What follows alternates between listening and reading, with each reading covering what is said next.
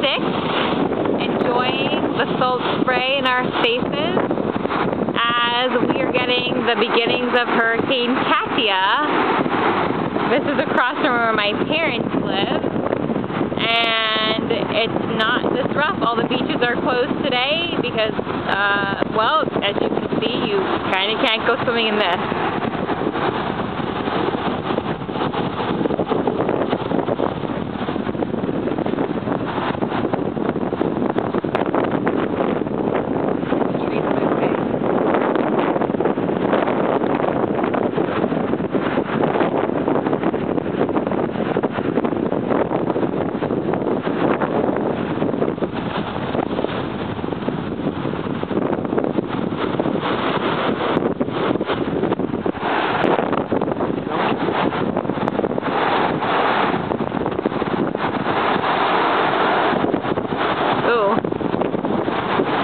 It's windy. I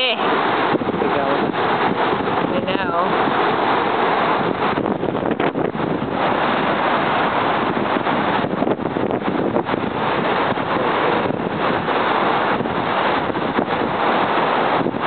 And it's just gonna get